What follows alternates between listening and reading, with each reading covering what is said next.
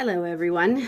It is Thursday, April 22nd, 2021, also known as Earth Day. So I thought what I would do is maybe something a little different, not as though I do anything with any certain pattern. I've only created one episode so far of my podcast, but there is no rhyme or reason to this. It's just when I have the time to sit here in my chair and gab away, and when I have the privacy in which to do so. I have both of those variables in play today, and I thought what I would do is share a story. It's part one of two sections of a story, just because it's too much for one post. But what I want to do today is do an audio readout of a blog post that I did recently about my mother who left this earth. Speaking of Earth Day. Several years ago, 2013, October 23rd, 2013 to be exact. And my world has not been the same since. And everything that I look at, from the cardinal out my window today to the flowers and the azaleas blooming to the beautiful blue skies, I think of her. So this will be a hard post to read out loud. It was definitely a post hard to write, but I am going to read it out loud. This is a little bit of therapy for me, but it's also just a way for me to vocalize what is written. The written word to me is very important, and this will always be there. This is a story that not only paints the truth, but it shows, the dark side to mental illness and addiction, which is what the story is about. But more importantly, it will be a story for my children, my mother's grandchildren, one of which she did not have the chance to meet, unfortunately, would have been her only granddaughter. This is a story that they'll be able to have throughout their entire lives, to go back to know that their grandmother, Kathy, was a wonderful person, even though she had a dark side. And that it's that dark side that doesn't define us. It's that dark side that doesn't define her. So I'm going to read the story out loud. And again, this is spoken from the truth. This is a post that I wrote on my family blog, which is efamilychronicles.com. It's E for our last name, Eldridge, familychronicles.com. And it was a post that I wrote on April 12th. So about 10 days ago, exactly. Okay, so this is titled Mental Health from the Eyes of the Daughter of an Addict, Part 1. And this is in memory of my mother, Catherine French, born in 1956 and left this earth in 2013. This post will be hard to write. It was certainly hard to live through, but this was from my perspective. I can only imagine what it was like for my mom, who suffered from the inside. This story is real, and it's raw, and it's from my perspective. This is a first-hand account of what it is like to watch someone suffer from mental illness and addiction from the outside. My mom was the most endearing and loving person I knew. Yes, I'm speaking in past terms. Again, this will be hard to write. My mom passed away much before her time, on October 23rd, 2013. She died alone and in pain, and I will never forget being told, via phone call, that she was no longer on this earth. My world fell when her life ended.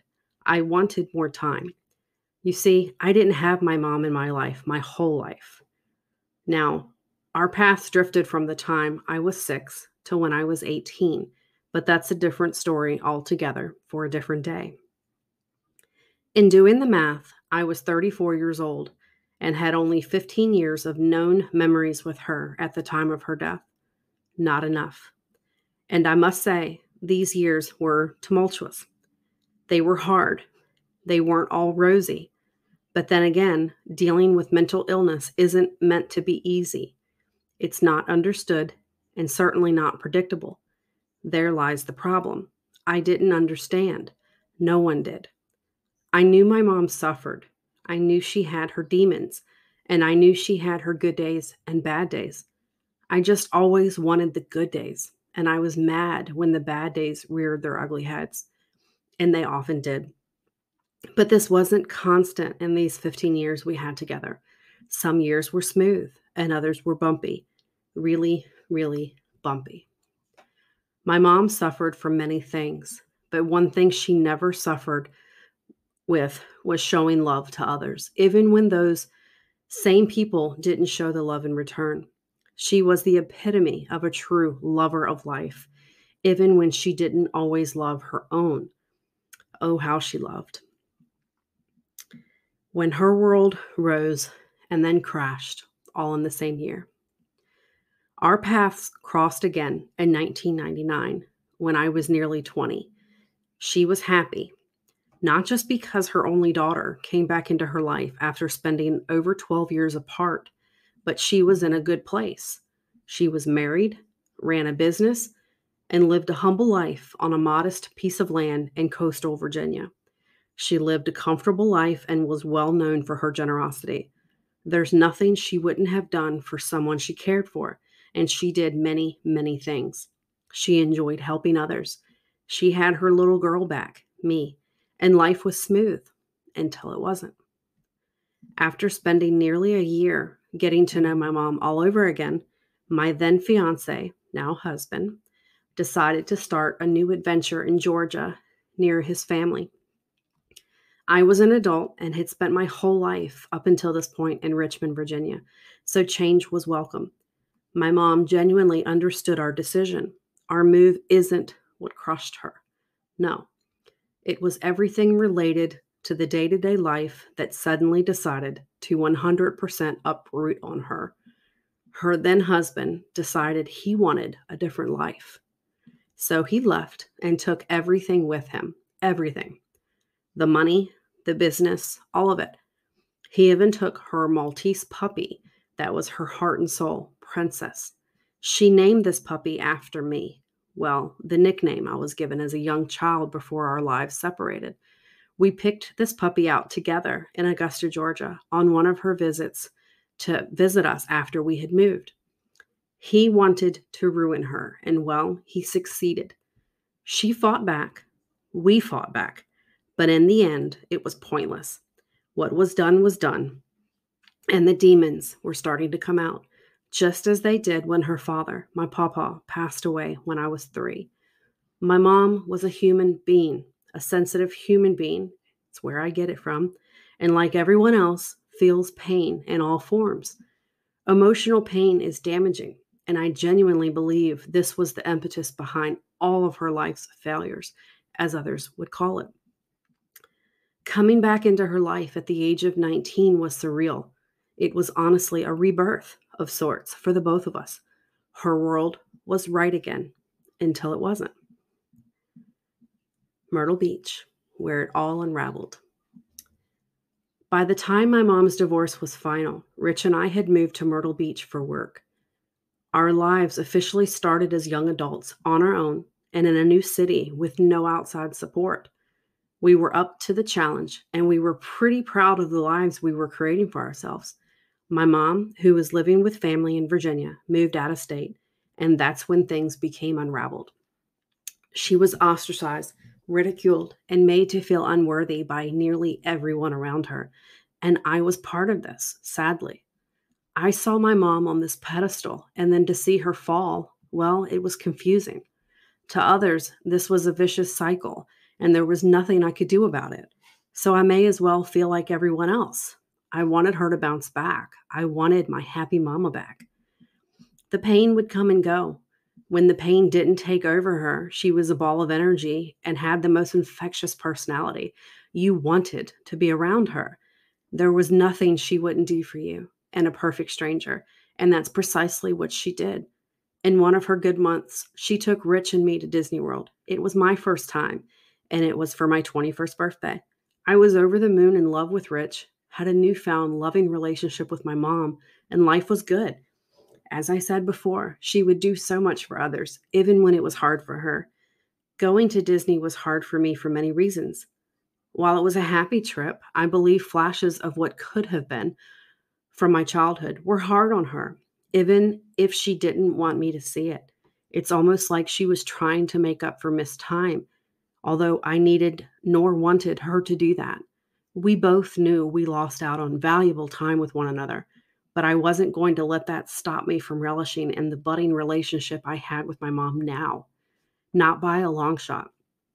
I didn't care one bit that she treated me like an 8-year-old walking around Disney. I'm a kid at heart anyway, even when drinking my first Long Island iced tea, or maybe 5. I did say it was my 21st birthday. After Disney, things took a turn. Her divorce was final, but the pain from it was far from over. The husband was gone. Sure, that part was easy for her to progress through. What wasn't was trying to rebuild your life from scratch after someone stole everything from you. He owed her so much, by law, mind you, but that didn't matter. She had nothing. And besides my brother and me, she had no one, which was a lot of pressure, not for her, but for me. I was a young adult trying to find my way, working like crazy while building a relationship with my new husband. We got married in November of 2002 at the courthouse in Myrtle Beach. We didn't need a fancy venue or party, although that is exactly what my mom planned for us until she could no longer provide for us. I understood this, and it was honestly a relief. We pressed on and began our life as husband and wife. Mom came to live with us for a brief period while she was in between. In between what? I wasn't sure, but I couldn't turn my mom away. She stayed with us for a few months, and we could see her suffering, not from being with us, but from seeing our happiness and wishing she had the same. I could see she felt worthless, needy, and defeated. I tried everything I could to get her mind right, but I had no idea what I was dealing with and to what extent. The dark side was starting to show itself. The pain sets in. I came home one night from work, and my mom wasn't home, although we were expecting her to be. Her room was a mess, and her things were scattered throughout the room. Although she was the neatest person you'd ever meet, I knew something was wrong. I started to see other areas in our apartment that were scattered too. Not immediately evident, but still noticeable. Then I noticed our checkbook was missing.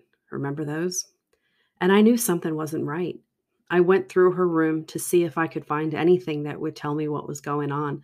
And under the bed is where I found something I wish that I hadn't. A medium-sized bundled up piece of foil next to other items. I felt out of my body at this moment. I had no idea. None. I knew she smoked pot, but I didn't care about that. She smoked cigarettes and drank a few beers during the week, but no big deal. But I had no idea she was using. I didn't even know what it was, but I knew it was hard drugs. And I knew it had no place in my home, or my mom for that matter. I didn't know what to do at this point. My mom stole from us and was using drugs, and most likely in our home when we weren't around. Of course, this didn't sit well with me. I didn't want her to leave, but I didn't want her to stay either. At the time, the only thing I could think to do was find her help. But what kind of help? I had no idea where to turn for help, but I found a group therapy home for her near our apartment. The idea was she'd stay there for a couple of weeks for cleansing. It wasn't a rehab center per se, but certified counselors operated this home, and they offered to help her find the cause of her depression and get to the bottom of why she turned to hard drugs. Well, let's just say she didn't stay more than 2 nights. She was back at our door within 3 days. While I was happy to see her, I was disappointed she didn't see the program through. After the next few days, she stayed with us and everything was okay, but we had not forgotten what happened. We were all on edge. Would she steal from us again? Would I come home from work to find her on the floor? Or would I come home and not find her at all? Then one day, it happened again. She stole again for what I could only assume. I didn't see her again for over a week, and it was the longest week of my life. I had no idea if she was dead or alive, or even still in Myrtle Beach. This was my pain. I'll never forget her knocking on our door again about a week or so later. It was raining, and there she was on my porch, crying and begging for forgiveness. But I was now numb and refused to listen. I felt at the time I was enabling her by continuing to accept her back into my life. But I also felt very torn taking this hard stance with her. I had to put up boundaries as she broke our trust. Word got out back home in Virginia about what happened, and everyone essentially told me to disown her. I couldn't do that, but I couldn't allow her to stay with us either. She left with her things, and we told her to please get help and keep us posted. And it was a mutual understanding that she would do just that. Her next destination would be the state she later died in. We're now in 2003, 10 years before her passing. The following 10 years were a mixed bag of emotions, but for now, this is about all I can stand to post for one night. This post has been therapeutic, and if I can help just one person with my story, specifically her story, then the pain of reliving this would have been worth it. Part 2 will be coming soon. That's the end of my post. And I will say, there are resources for those who need them. Please don't be silent. There are folks out there who can help, who can really help confidentially. There's mentalhealth.gov. There is the Substance Abuse and Mental Health Services Administration. And there's also help.org. Such a simple website, such resourceful information. Please don't be silent. Mental illness is not something to ignore. It doesn't have to be taboo. If I had known more and understood more, my mom might have had the courage to still be with us today. And that is something that will always live on my shoulders. Thank you for listening today. I hope that this gives inspiration to understanding more about mental illness. And please pay attention to part 2 coming, which essentially will display, in so many words, the last 10 years of my mother's life up until when she passed in 2013. Thank you for listening. Have a great day. Bye-bye.